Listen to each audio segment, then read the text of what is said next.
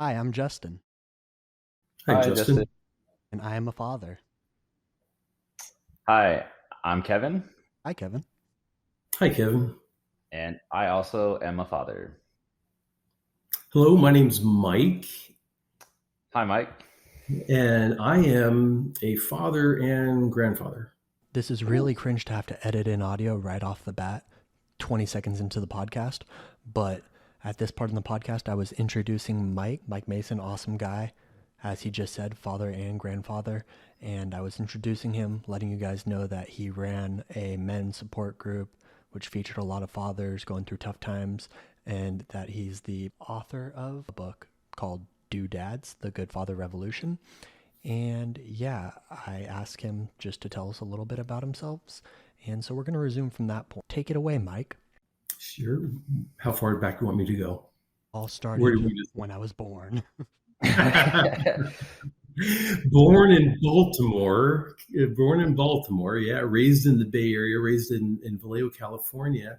My father was not military, but he worked for the Department of Defense, and Mare Island was a naval shipyard that he worked on. For Westinghouse, which became Northrop Grumman and became CBS. And now I think now my mom's or his pension check, which now goes to my mom, comes from Paramount. So yeah, I know it's funny to think that he went from working on sonars to getting a pension check from an entertainment company. Raised in Vallejo, had a I don't know. I don't think there is such thing as a typical childhood, and I don't believe that there's any. I think we'd like to think there is, but there's not. And we all have our challenges, and certainly we have our dysfunctions. And so, my in that if dysfunction is a typical childhood, I had a typical childhood, and kind of bounced between schools. I started in Vallejo, Benicia, and then I had always this affinity for the military. So I decided to join the Marine Corps as soon as I turned 18. And the delayed entry program had me leave on Valentine's Day of 1983. Well, you guys can do the math. That was 40 years ago. So 40 years ago, May, I graduated from boot camp. I was a public Wow. relations officer. They actually taught me how to shoot a gun and how to shoot a camera. I was also a journalist and a writer. So that's where the Marine Corps taught me to write. It was great. I parlayed this public relations, public affairs training into a communication degree at Sac State, Oh, wow. CSU Sacramento to be formal about it. And I actually was more interested in playing soccer than I was getting a college degree. So I actually played a couple years of junior college soccer, and then went up to Sac State to play there, and wound up graduating and had a nice degree. I went to the corporate route. So actually thinking about law enforcement, I was thinking about writing, a lot of different ways I could have gone, and just it was a weird fluke. And it's actually a great little tale, but I'll save it for another time. And just by a long story short, this dude owed me $100, and he didn't have the money. He says, "Well, how about if I get you a job interview instead?" I go, "All right." I really needed the $100, but I took the job interview, turned it into a 20-year career where I had a highly successful sales Wow. career with a multi-billion-dollar nationally known company, and just was loving life. Just loving life. Me and sales went together. I know this is about fatherhood, but I can tell you, if there are people who have a business background, never made a single cold call in the whole entire 20 years. My job was to build a brand, build a name for myself, and let the people come to me. I don't mean that pompously. I mean it quite respectfully. My job was sincerity and service, and I think those two things helped me build a huge following. So after 20 years there, I decided to um, retire. I had an epiphany at age 40. So watch out, gents. There's like a lot of the rule books say around age 40, although I noticed through the decades that time seems to speed up. And I've noticed a lot of younger men, even men in their 20s, certainly their 30s, having some sort of like moment of clarity or epiphany, if you will. Um, and I just kind of like looked around at life and said, I want to do things differently. And I decided to retire, which was kind of funny because I was not working a whole lot, but making a lot of money and had these accolades and these trips. But I was just ready. Something inside of me was calling for something else. I was actually Mr. Mom for 2 years. And during those 2 years, I was a substitute teacher, high school soccer coach. I was a journalist, a freelance journalist, freelance photographer. I was a part-time business consultant. I was able to dabble in all these cool little things, and the whole time really serve my family by being there full-time for my 2 children. So I guess I should embark on that too. In 1995, my daughter was born, and 3 years and 3 months later, my son was born. So I have 2 kids. I mentioned I'm a grandfather. Depends on what time it is. We're that close to being. I'm that close to being a grandfather of 2. My daughter is due to have a scheduled cesarean section early. I would say probably about 36 hours from now. Awesome. Oh, wow. Grandbaby number 2 will be showing up. Yeah, so I'm super excited about that. I have as close of a relationship with my 2-year-old grandson as I did with my kids when they were younger as well. I can hold up there and see, kind of recalibrate Justin and Kevin, and tell me where you want to go, because things do kind of go down several different rabbit holes from that point. 2 years after my retirement on, that's when things kind of go, all right. Definitely. I mean, it sounds like you've led a very full life already. I mean, I'm sure Kevin is sitting here drooling because he's got his photography business going, and he is currently a stay-at-home dad himself.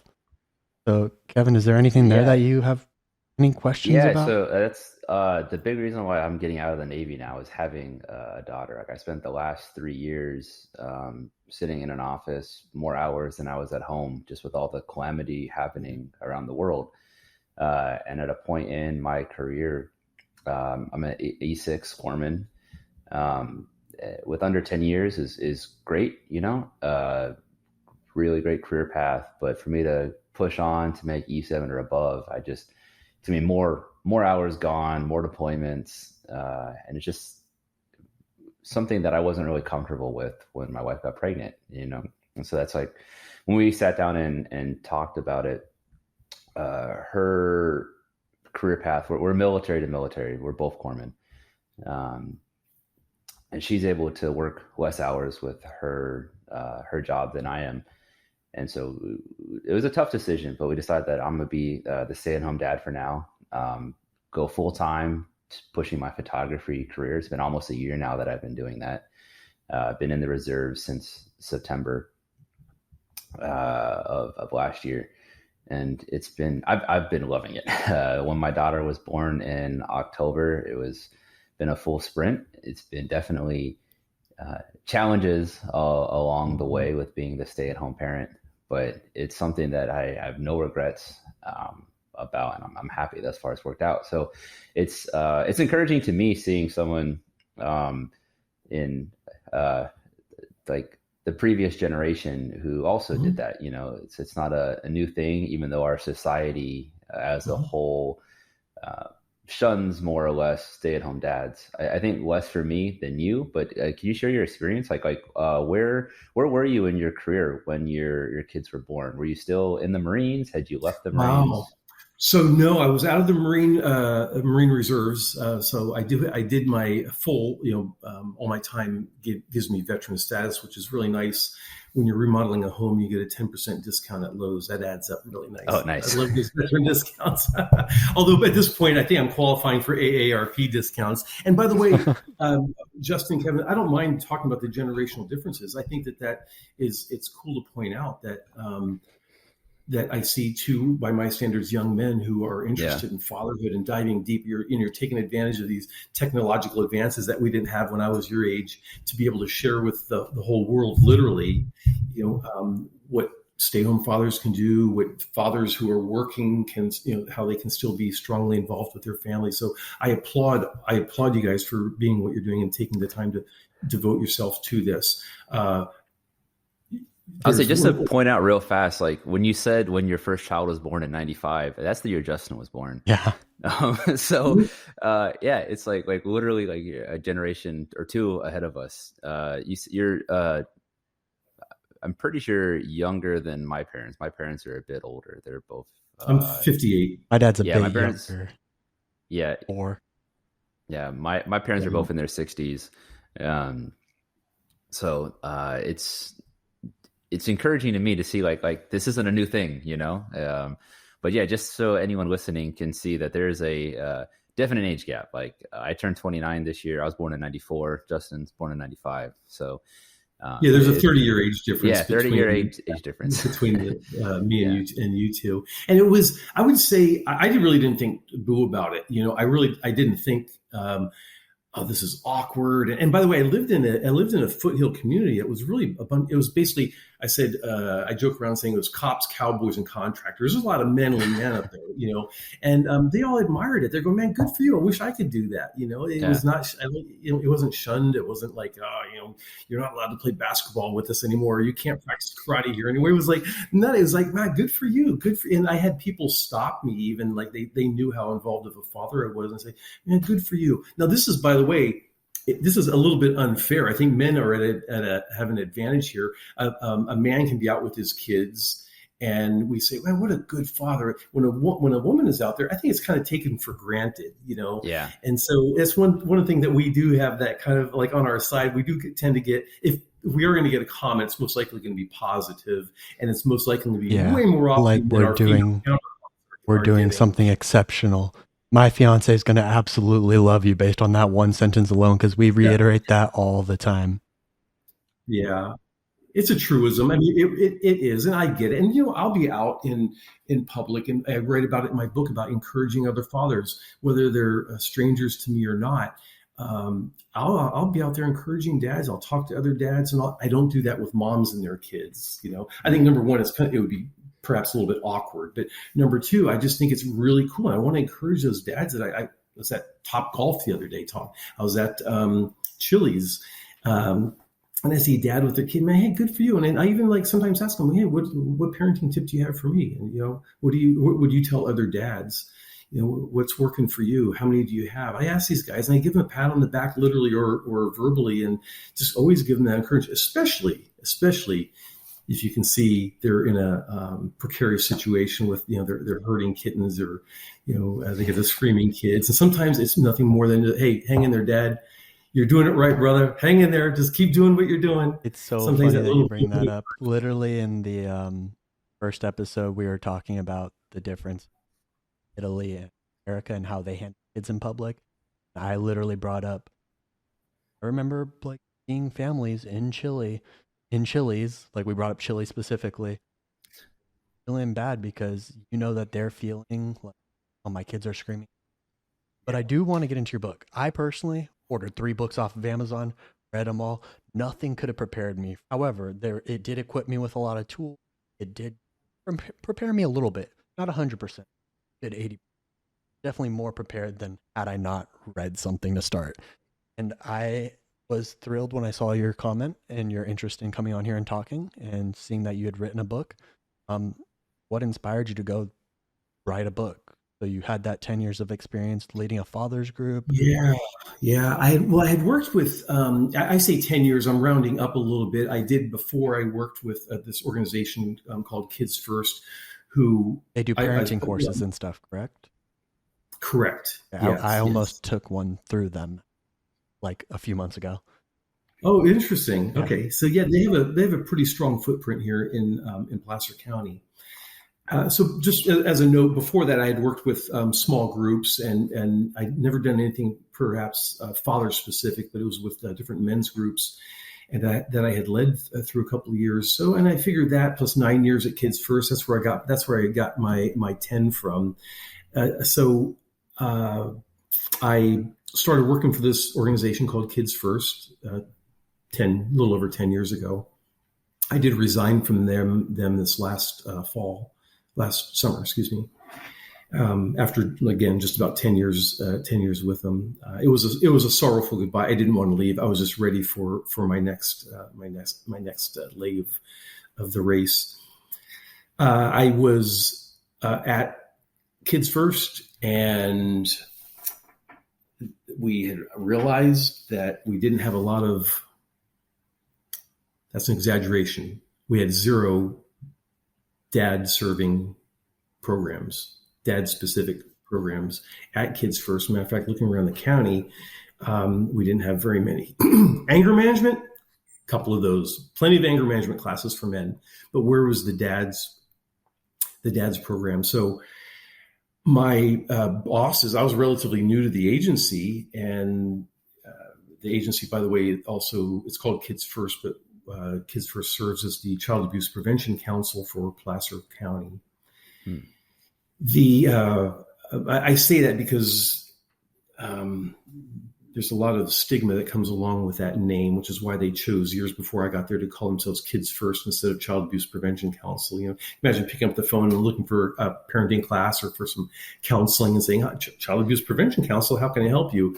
So Kids First is the euphemism that they named the organization, and under that name, you know, perhaps some walls were torn down and people were able to take advantage of the great courses and resources and classes that they have. So boss came to me and says, I have this idea. It's a father program. There's a curriculum already written. We can just borrow that and replicate it and do it here. And she goes, I want you to lead it. I go, wow, I'm honored. She goes, well, you're the only guy that works at this agency and we need a guy to lead it. I go, well, I was like, it went from I'm honored to well, it has to be a guy-led program. Well, that's how it started out. And I have to admit, I was very apprehensive about it. I had done some business coaching, some business consulting. I was used to working with guys who weren't struggling, guys who just wanted to kind of level up. And I wasn't sure what I was getting into here. So anyways, I went through some training through kind of the sponsored program. And we rolled out this program called Supporting Fathers. It's kind of a benign name. And we did that, so we ran the course for several weeks at a time, 3 times a year. And the dudes that were showing up were not like Justin, and we're not like Kevin, and we're not like Mike. We get some of those. Don't get me wrong, but a lot of the dads were going, I got some legal trouble here. I got a open CPS claim case. I am mandated by probation to be here. The list goes on and on. I got anger management issues. The court told me to track down some parenting classes. So we had to shift gears. And it was around that time that I said, I got to do something here. So I literally traveled up and down the California, I say coast, but I was actually inland also. Literally went to every webinar, every seminar, every course, every fatherhood conference I could go to. I was picking brains. I was borrowing from this and grabbing from that. And I finally settled in on one called Project Fatherhood out of literally the inner cities of LA. I went down there for a week and stayed with those guys. And I figured these guys are dealing with stuff I can't even imagine. And they're dealing with it daily. We're talking about violence and drugs and gang activity. We're talking like extreme stuff. And the fathers that are either part of that challenge, or perhaps they're fathering children who are part of that challenge. So I figured this was great. It was a real eye-opener for me, and what became Kids First Forever Fathers program. So we evolved from supporting fathers to Forever Fathers. And it's kind of a neat little story about how the name changed. It was large part based on Project Fatherhood out of Los Angeles. So from there, we were able to meet these dads where they were and talk to them non-judgmentally. And no matter what the background was, we were there for them. And we kept the course going I'm giving you the abbreviated version now. We kept the course going 3 times a year, 8 weeks at a time, we never, ever, ever missed a session. COVID happened. We went online. We got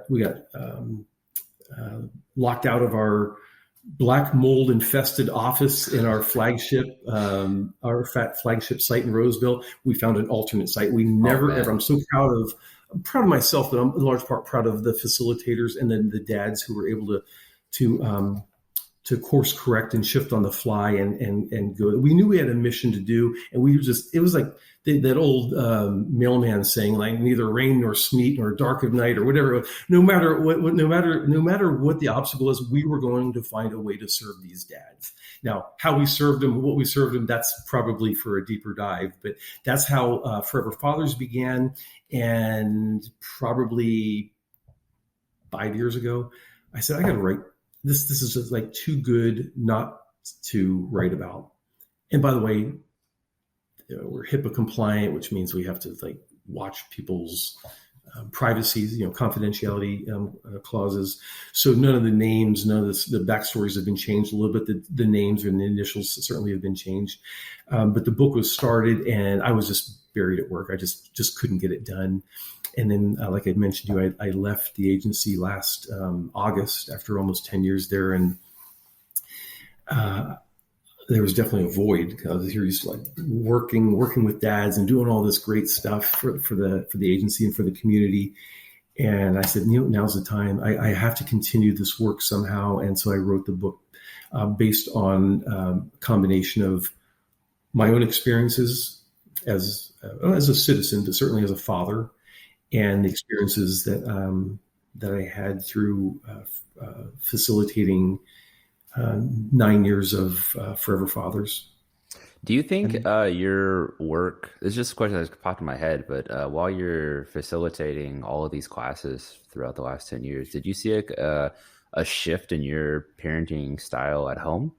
Oh, yeah. That's funny. Did you read my book? Not yet. It's been put on my Amazon list. I'm gonna need to go. And no obligation, of course. Personally, I think it's a good read, but I do mention it in there. And actually, what the rabbit hole that I started talking about like 2 years after my retirement was the fact that I got served divorce papers kind of out of the blue. I mean, it was like boom. I found out about it was going to happen, and a month later, what is going on? And it was just like a bizarre place to be. I was not working anymore, and my wife, my mother of my children, had decided to move on in a different direction in life. So I was like, wow. So I got my footing, got my own place, got kind of my mental and emotional self reestablished. Confidence was shot like hell, though, you guys. I would tell you what, it blew me out of the water like a cannonball. I was toast. But as kind of like cool synchronicities will happen, I was like looking online, not online, but on social media, and I saw a friend say something about a job at this place called Kids First. And another place said, hey, I'm looking for a part-time roommate or to rent a room out. And I looked, I was like, you know what? Those two things are just a couple miles away from each other. So I applied for the job, I got it, and I talked to my friend about renting a room from her. By then, my daughter was attending college, and my son, because the kids were basically both with me since the divorce. Yeah, that's kind of a big part of it. So I for the better part of the next 10 years, through their early adult years, my kids stayed with me almost exclusively, with this one exception. That's my first year at Kids First. My son chose to live with I shouldn't say chose, I asked him to live with his mom because I knew it was a long commute. It was an hour and a half commute from Amber County to Roseville. So that changed. I knew when the divorce happened, I knew I had to step up and be a better dad. I was a pretty involved dad. It leveled up my game. I don't want to wish the emotional turmoil that divorce can put on anybody or put on somebody. I don't want to wish that onto anybody. It made me a better person. It made me a better father. I am who I am now because of this, this horrible ordeal. And by the way, she and I are really good friends. My first wife, I since have been married and divorced again. Realized I'm good at parenting. I'm a really good father. I'm not so good at marriage. You won't see me writing a book on marriage, on the how-tos of marriage. And I have a deep, sincere, and genuine respect for the institution. It's just, at least at this point in life, is just not for me. And I don't mean that cynically at all. I'm fine being alone, being single. So yeah, the better part of 10 years, it was me being the best dad I can be, and certainly working for an organization who serves families and parents and children. It was like, it was a match made in heaven, man. It was like, great. It's like, it's the place to go, whenever I was wanting to level up my game. And then I had some challenges. I don't want to get into those. I don't want to go down that rabbit hole, but I had some challenges with my children's mother, and it wound up involving legal consultation, all that stuff. I was able to bring back to Forever Fathers and talk to the dads about this. And by the way, never, ever, ever, ever, ever are we about leveraging the children, in favor of the father against the mother. It's never about leveraging anything against the mom, ever. Absolutely never. The whole entire time that my kids were in my custody, physical custody. Hey, mom's birthday, it's Christmas, it's Mother's Day, text her, call her, spend some time. Never did the kids are not pawns. They're never, ever to be pawns in a game where there's a split household and co-parenting is involved. Never, ever, ever. Kids are not pawns. We never, and I pass the same message on to my fathers. Pass the same message on to them. The purpose of Forever Fathers is to make stronger fathers. It's not to make weaker mothers. It's to make fathers stronger and better at what we do, and that's not to make them give them more appeal in family court, or appeal their case to a mediator. It's not like that. No, you need to be the best dad, to be the best dad for your children, and never the ideal situation, in my opinion, assuming both mom and dad can parent in a healthy, strong, sensible way, it's 50-50. It always should be. So everything we did in Forever Fathers was to ensure equity, that the children have two parents and they're spending time with both of them. And Judge Judy backs me up on this one. If you guys haven't if you haven't done this yet, hop on YouTube and check out Judge Judy. And she used to be in the family law courts before she did the TV show. She is all about sharing time. She's all about making sure that dads get the fair shot. She says that is not the mom's child. That is both parents' child. Yeah, no, definitely. And to that 100%, being in that mentorship role, working with these men and fathers, how do you handle that? How do you handle essentially not fathering these guys, but taking on a paternal, like a man role?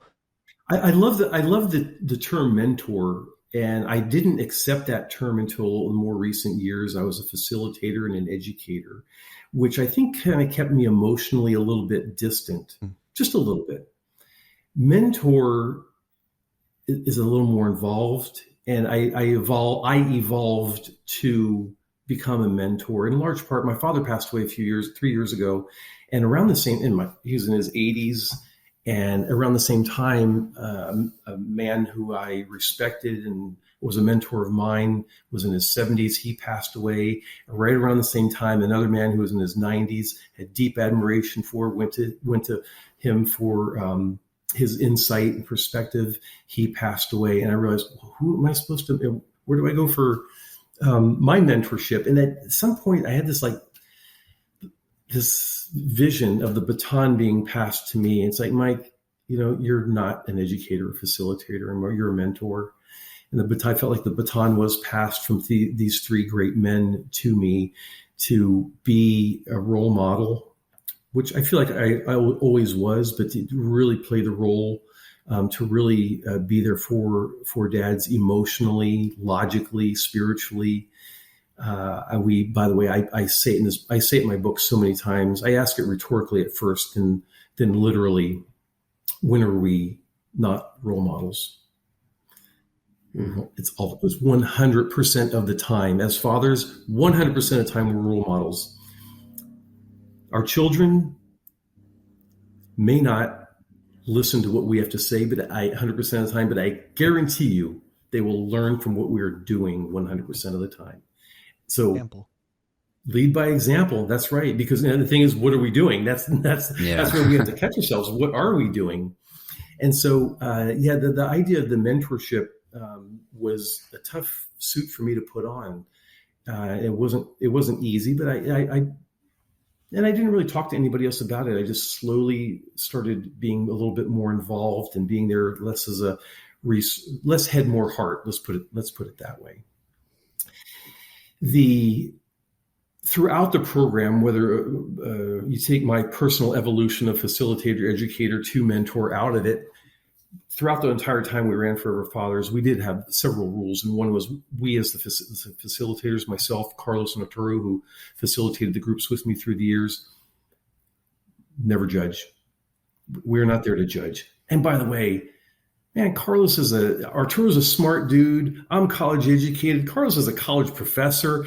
Oh, wow. We know when a dad's telling us a story, there's another side to the story. That's not our job. Our job is not to sit there and like a detective and get all the facts and figures and all that. No, our job is to support the dad where they are. Hold them accountable? Hell yeah. Hold them accountable.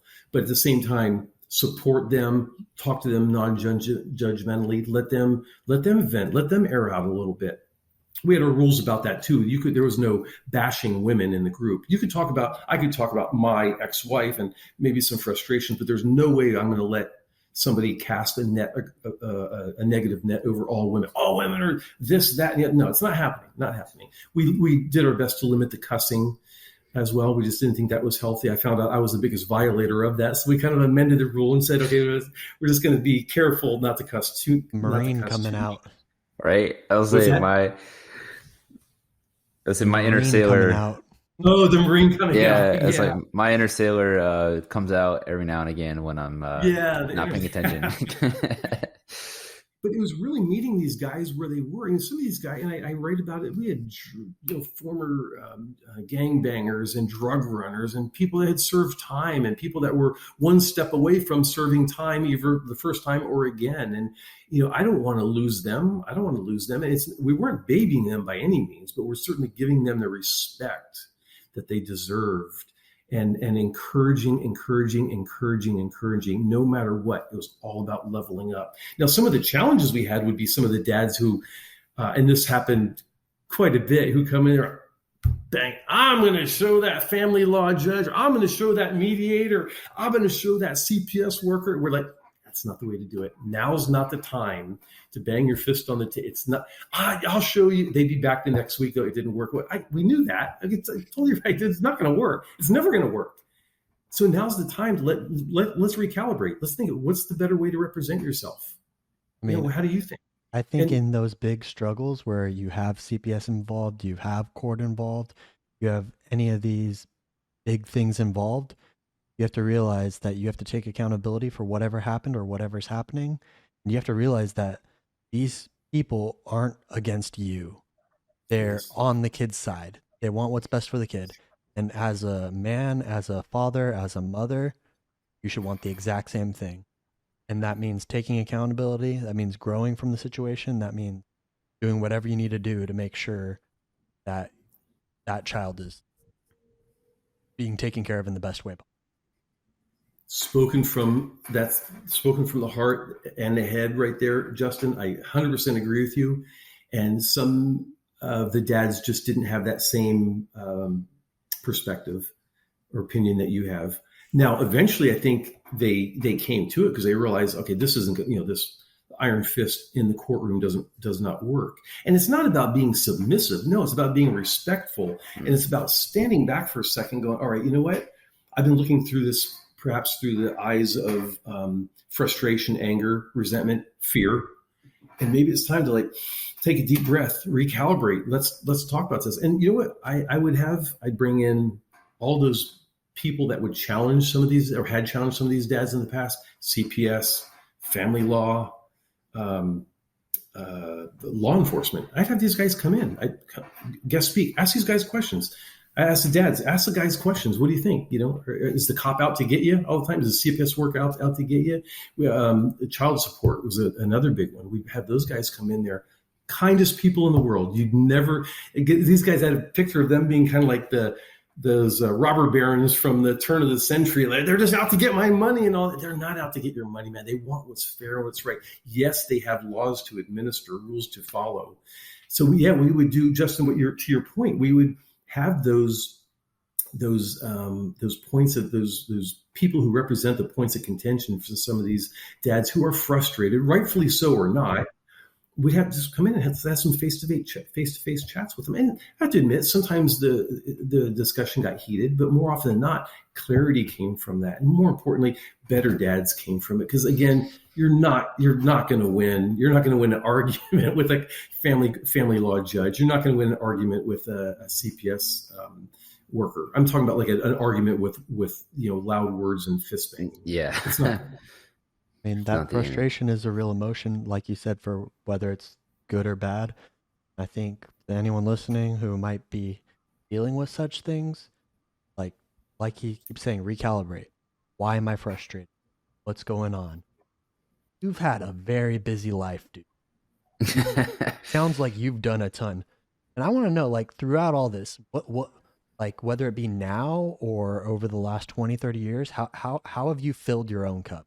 Oh, wow. Well, you can look behind me. There's some of the paintings that I've done. I love watercolors, and I've recently been dabbling in acrylics, although I use leftover house latex paint too, which I think is taboo in the art world, but I have this leftover paint. So I go, what the hell, I'll use it. I love traveling. I've been able to travel a lot, having family on the East Coast and family in Europe. I've been able to travel a lot. So, and writing, I wrote, I don't know if I shared this with you, but I have a 7-book series, kids book series, Danny Mae's World. And I'm actually just in the process of publishing an 8th edition. Danny Mae's little brother has an adventure. So I've enjoyed writing. I'm certainly into holistic health, fitness in general. And as a matter of fact, this is probably a question you wouldn't ask me, but it's a question I ask myself is, like, if there was a chapter, I was trying to keep the book relatively small. And I felt like I wanted to have it as much information as possible, but keep it small. It's just like, it's like, it's a tough job, but there's a whole chapter that I didn't include on self-care. I think a lot of men don't take care of themselves, and that's holistic in itself, because you have the spiritual, emotional, mental, physical, financial, vocational. We have all these different facets of our lives. And I think it's a lot to be a father, and in a lot of cases, a husband, and take care of yourself. But it's important to take care of ourselves. And I probably could write a book on holistic health, on those 5, 6, 7, depends on how you look at facets of life. So I believe, maybe I'm talking myself into it right now. I might that just might be my next book. I was but outside that, I'm sorry. I was gonna say, like, a lot of times with men and fathers, I see like the best way to take care of ourselves that seems to be acceptable is the gym, right? Like, I spend a lot of hours in the gym, and I find it to be just relaxing. I get like 2 hours of my day to just kind of be by myself. But there's more things to do than just that. There's more than just my physical health. While the gym helps mental health also,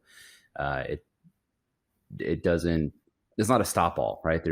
We need to do more just work on our physical fitness. Like, having discussions like this helps the mental aspect. Remembering there's a financial piece to that too. There's like the spiritual piece to that also. It's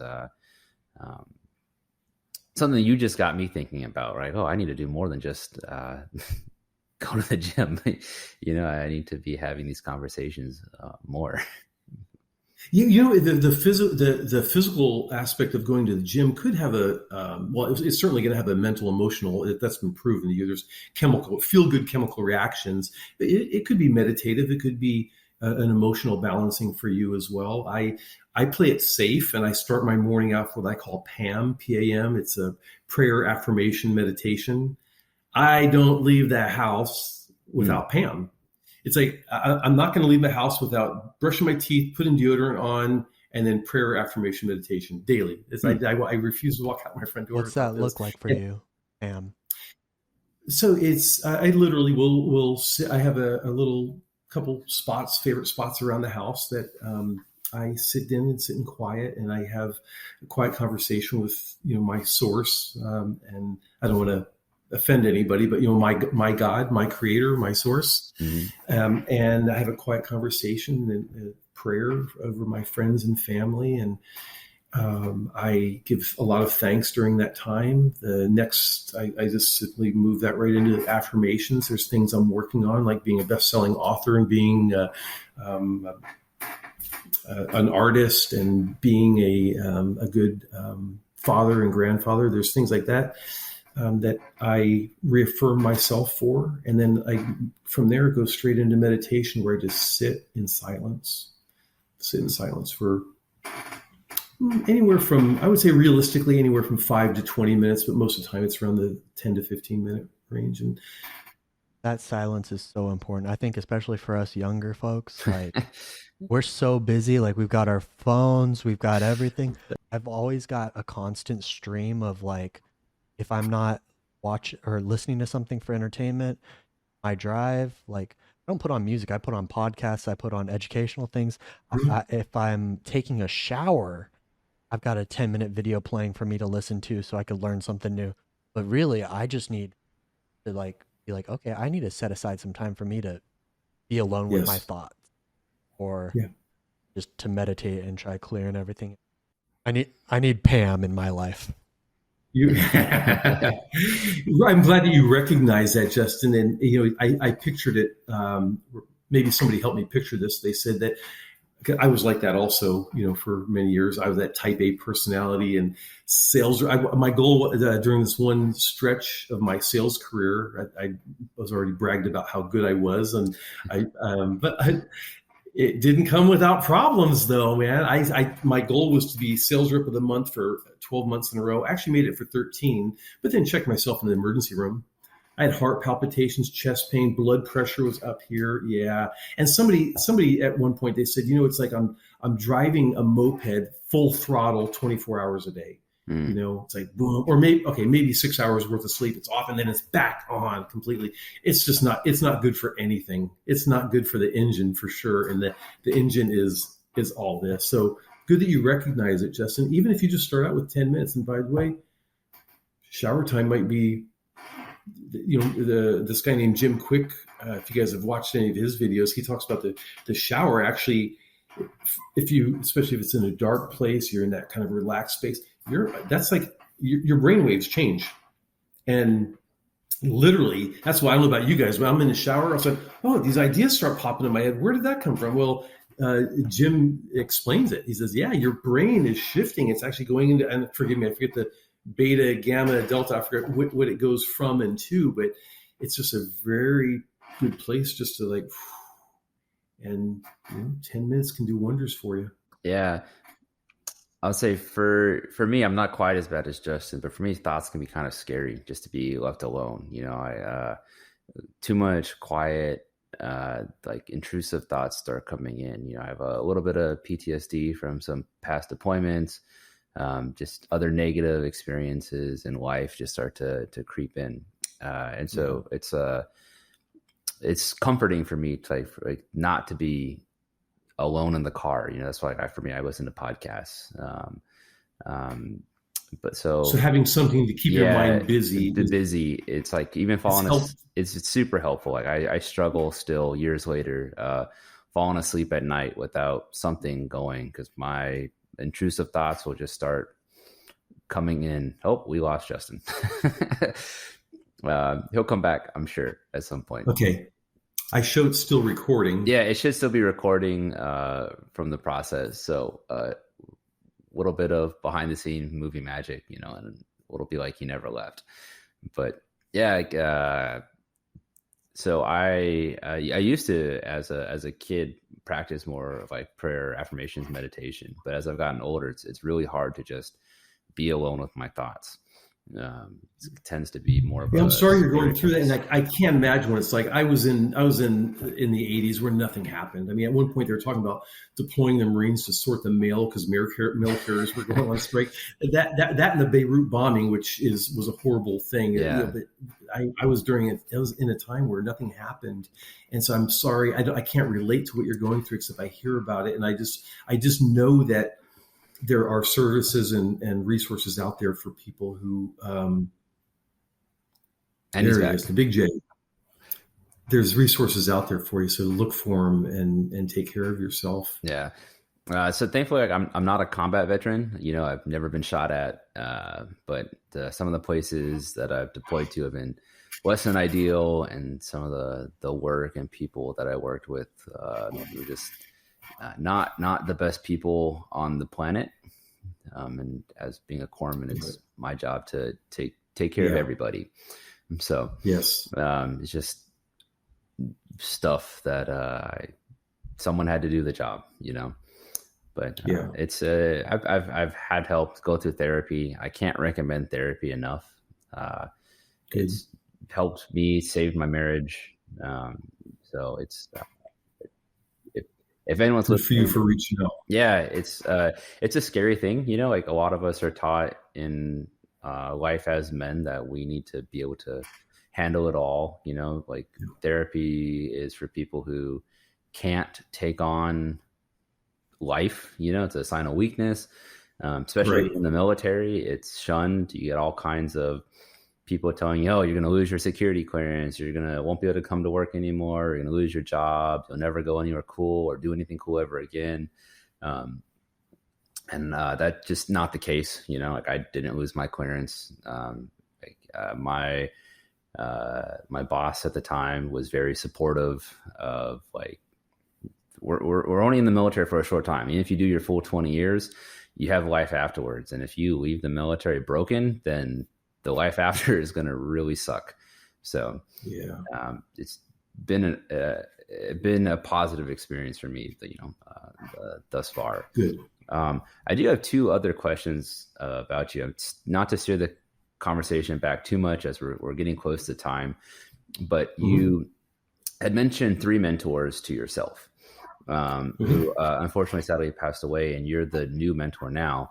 But did you have one thing from them, either combined, or just like something that really sticks out to you was like an attribute that you took from them early in your journey to fatherhood that was like the key thing that you would want to pass on to other fathers? It's an interesting question, especially if I think about all 3 of those great men, and what their common denominator, or one of their common denominators, was probably resiliency. And I feel like, and you know, I'm not a sociologist, but I feel like resiliency from their generation was a lot stronger than my generation, and I think it's trending downward. I don't say it pessimistically. I'm just realistic. You know, I look at younger people, and they don't seem to have that same kind of maybe it's a gritty determination that my generation was losing, and the generation before me had it pretty well. But I looked at my father and just, I mean, didn't flinch if he cut himself, you know, and doing woodworking, and whether it was physical, something like, you know, a verbal confrontation with somebody, he would just kind of dismiss things very easily and just kind of move on with his life. And when I think of the other 2 men too, they just had this ability. You know those punching bags that you have for little kids that you blow up, and they're weighted in the bottom. It reminds me of that. It reminds me that they would just somehow be able to come back to homeostasis, like, very easy. Whereas I think I was kind of like, you know, I would get hit down, like, oh, I'm down here and I got this problem and that problem. My dad would get back up, you know. And by the way, that's not to say if there's a real problem, we don't ignore it, right? It's not that, but it's like dealing with the elasticity, the resilience, and Right now, it's like it's great that you bring up resilience. The Navy is teaching resilience immensely. Like just the country as a whole has a mental health crisis, and we don't have enough Yes. mental health professionals. It's like a huge gap, and it's something that the Navy's Correct. recognized as more people are going to therapy, doing studies. I was privy to some of the studies in the background, just to my job, and the Navy is trying to combat this and give people new tools and teach people resilience, because a lot of times, like you become resilient by facing turmoil, right, and overcoming it, and keep pressing forward. But a lot of us have never been given tools on how to do that, and so that's something they're doing now, which I think is great, and I think that applies into fatherhood great. Just being resilient with a 7-month-old daughter home alone with her. Like some days are better than others. Yes. Yes. So it can start out with something as simple as self-talk. It's just amazing. If you've studied NLP, neuro linguistics programming, it's just amazing. And I have a quote in the beginning. I start each chapter with a quote that I really liked, and one of them has to do with, and I think I would butcher it if I try to say it verbatim, but children have this amazing way of being who we tell them that. Becoming who we tell them that they are. If we tell them that they're wonderful and great, they will become wonderful and great. Well, that works on ourselves too. If we say, yeah, you know what? I got this. I'm getting through this. I'm doing this. So that self-talk, a little bit of self-talk goes a long way. And it's actually been scientifically studied that affirmations, which is self-talk at its best, affirmations do change. They do actually will physically change our cellular being. A lady named Candace Pert wrote about this, and I think it was called Molecules of Emotion. So yeah, self-talk is just a great way to start. And like I'm a linguistics nut. My day job is to teach public speaking. Oh, wow. For my entire life, I've studied the verbal, the nonverbal, and the written word, and I'm not going to say I'm a master at all of them, but my goal is to master all three of those, and how they affect us and how they can affect each other is just amazing. So, just start out with that. Start out with some self-talk, especially whenever you are most resistant to it. Yeah. I completely agree. A lesson that I took away more recently, and this applies to both self-talk and parenting, because I think it's applicable to both. So my therapist was telling me, my therapist also leads parenting course. So whenever I bring up kids, he's always got a lot to say. He was telling me, for every one time you tell your kid, like, hey, don't do that, like you're acting up, whatever it may be, a negative, you need to be telling your kid at least 5 positive things.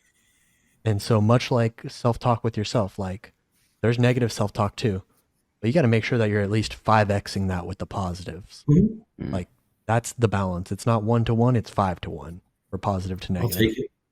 I dig that math. I think that is absolutely essential. So is there anything else you'd like to share with us about your book before we come to the end here? Honestly, I had one more question. So yes. I know I'm pushing the time, Justin, so forgive me. No worries. But, you're now a grandfather, which is awesome. Like my parents are now experiencing that. My parents came to visit when our daughter was born, and they loved being with Rain. What's my daughter's name is Rain. So what is like something different now? I don't know how old your grandchildren are. Like your first grandchild is 2 years old and soon to be 1 day old. How do you like balance the shift, right? So you're no longer just a parent, you're now a grandparent, right? Like what did that look like to you? Since you're not the parent to this new child, but it's someone who is going to look up to you as their grandfather, as a mentor. I don't know how much time you're able to spend with them, but is that like something you Oh, yeah, consciously? I spend a lot of time. That's awesome. Is A that lot. like a conscious thought you've had of like the shift to grandparent versus Yes. parent? Yeah. What did that look like? 100% conscious. Yep.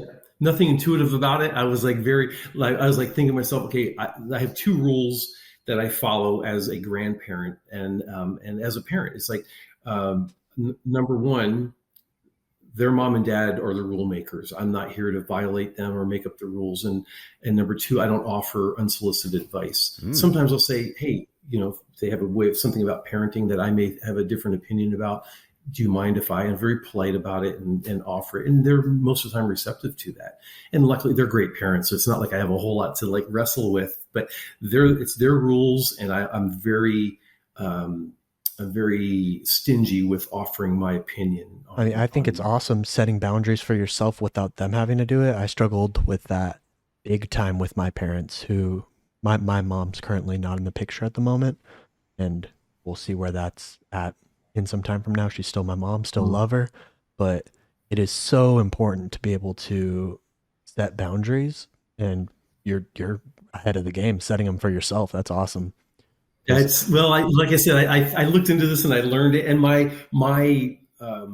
parents weren't necessarily they weren't doing it the way I am doing it. And so far it's working out great. But then the part two though is, we talk about positive talk. You better believe my grandson, he's getting all kinds of positive talk. And he's not off the leash. It's not like this kid can he's for a 2-year-old, he's a great, smart, polite kid. He will get told, this is right and this is wrong. So it's not like he can just get away with anything. But every opportunity I have, it's like, man, you are smart, you are strong, you're going to be exploring life like those. He gets all sorts of great, positive affirmations from me. And his parents are wonderful too. So he's going to have a great balance, great balanced childhood between his parents and me and the other family members around him. I wanted to challenge you guys with something. Oh, and it's if you're okay with this, I just wanted to absolutely. Yeah, let's go. Well, first of all,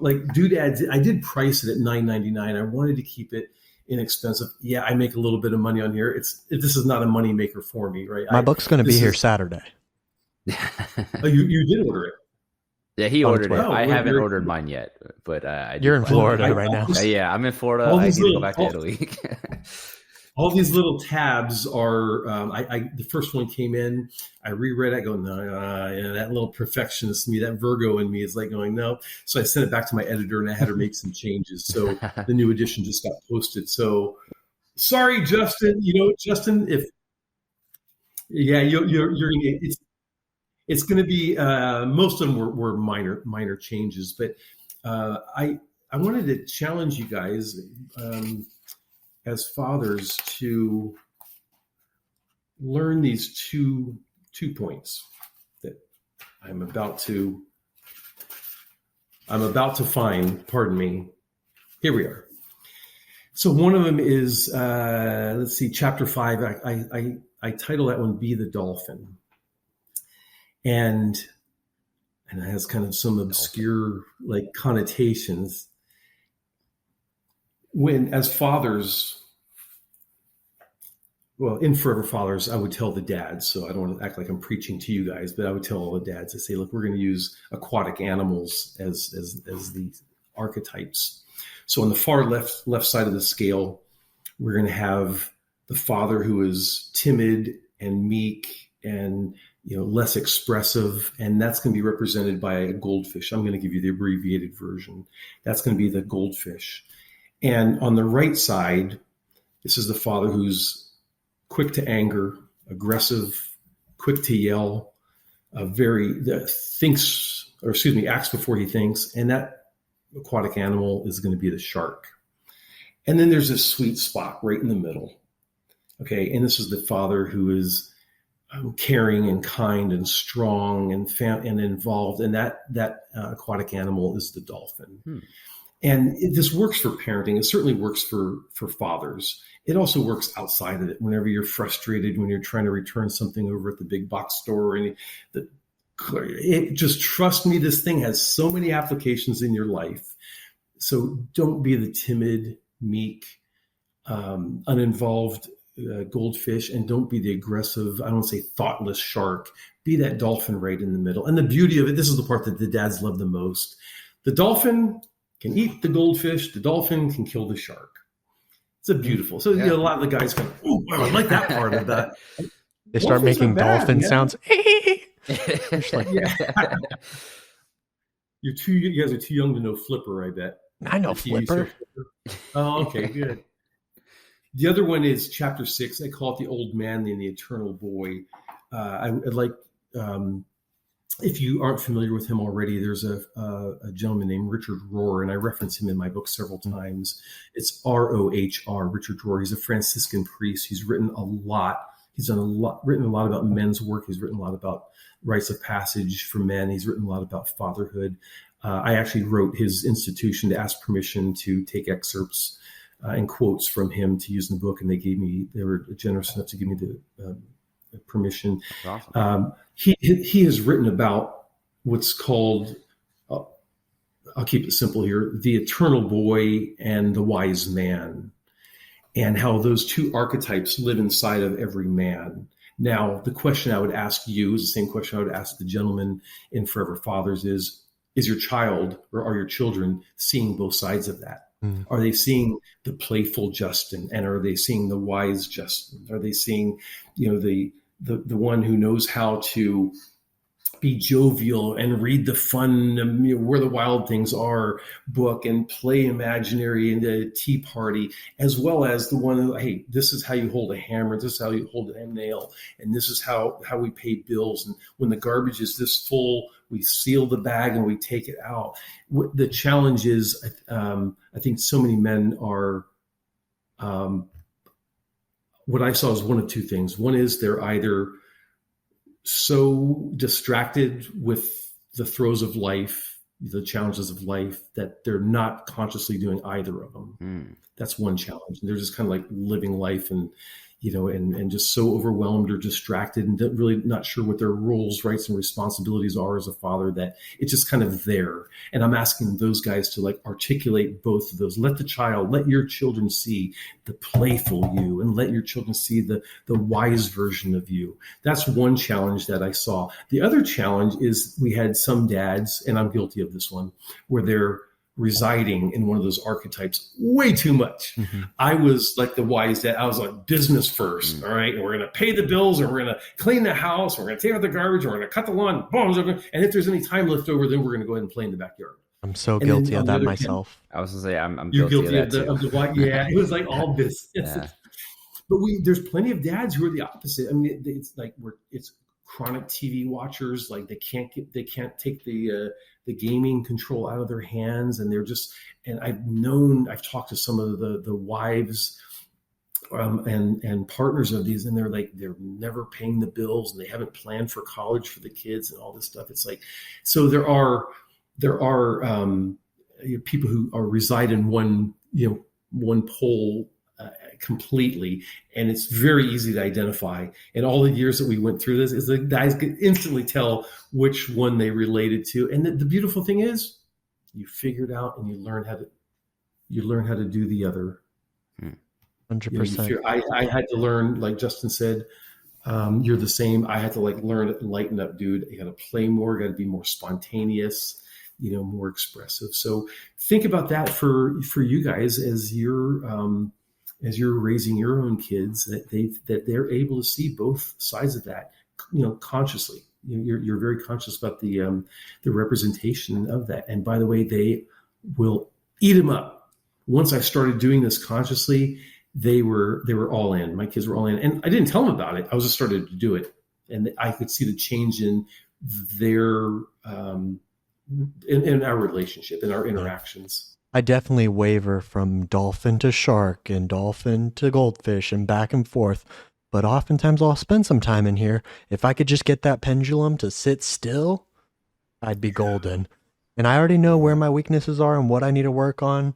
And knowing is part of it. And then comes the action, and I'm actively working on it. Good for you, man. Well, I dig your guys' commitment. knowing is definitely like crucial. Like I know where I'm at also. Like I same as Justin. I am wide gambit, right? Like um the action part can be hard. Like some days are just like I'm tired, especially if my daughter spent all night screaming, didn't want to sleep the Yeah. next day. Yeah. It's a little rough. Yeah. I'm much more, I have to challenge myself and be conscious of the fact that just because I'm tired doesn't mean I need to, lash out or get upset. My daughter's 7 months old. Like she does not know any better. She's just having fun, and thankfully, like her smile will just like wash all the anger away. Oh, yeah. But Well, thanks for recognizing that, though. Yeah. Thank you for recognizing that you're sensing where you're topping out at, and yeah, you need to do something. You got to take care of yourself as well. Yeah. Amen to that.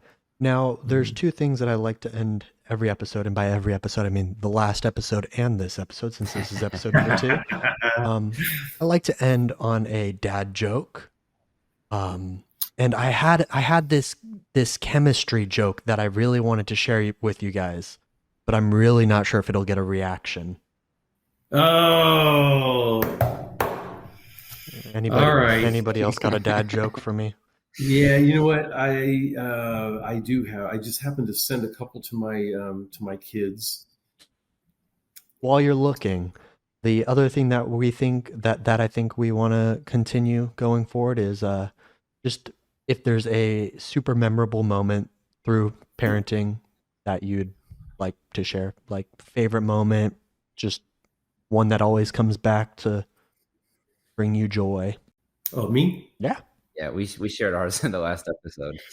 Wow. So I've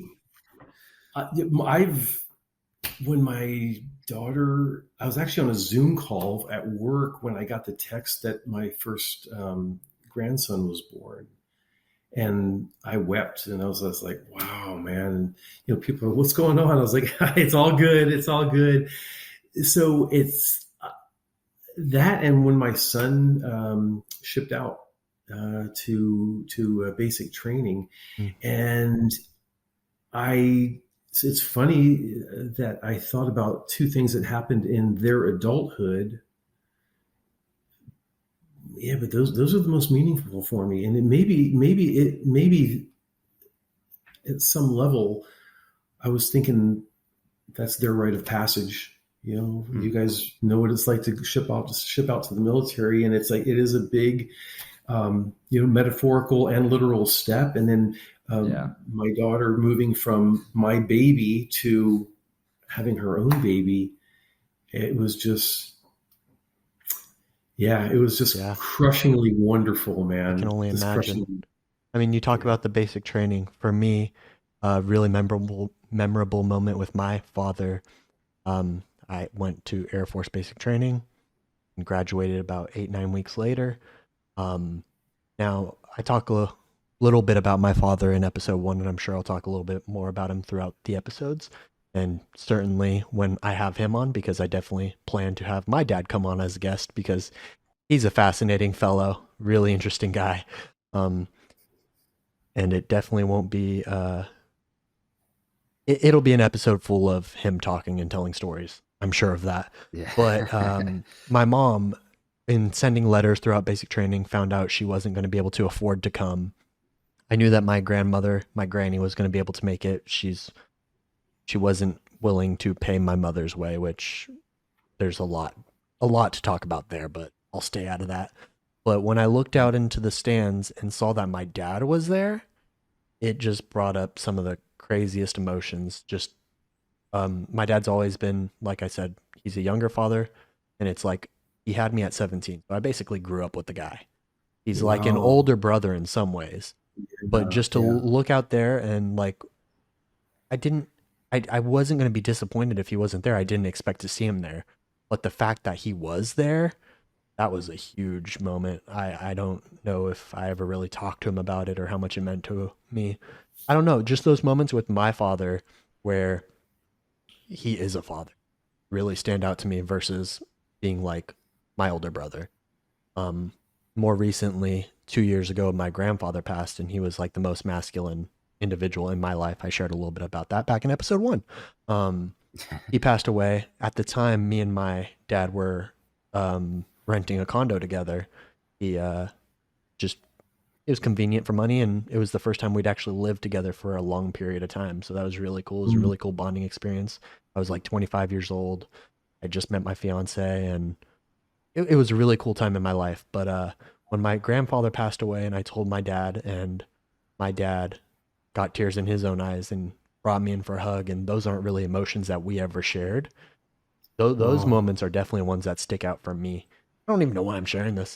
They just came to my head while you were sharing that about your son shipping off to good for basic. you, man. Good, But good. I'm glad you did. yeah, those were good times. I miss them. I miss living with them. Those were really fun times for sure. Um, but outside of that, we're really happy that we had you on, man. It was awesome talking to you. Really Yeah. cool to get to know Yeah, you. I really look yeah. forward to checking out your book. We'll have to have you on again in the near future once I get that book knocked out so we could talk about it some more. That sounds good to me, guys. And I'll end you guys with a question of what concert cost 45 cents? No, 50 Cent featuring Nickelback. Oh, I knew it was something to do with Nickelback. It was in my All brain. right, all right. It was in my I should brain. end it on a more serious note than that. Do you have one piece of advice that you want to leave for newer dads?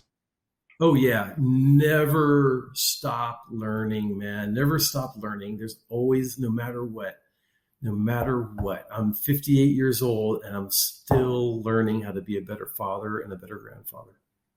Awesome. Well, Awesome. guys, that's been episode 2 of Fathers Anonymous. Thank you guys for watching. If you're watching this on YouTube, drop a like, comment, and subscribe. If you're watching this on any other platform, I don't know, leave 5 stars, leave a review, come back for more great talks with awesome dads like Mike. And thank you guys. We'll see you next time.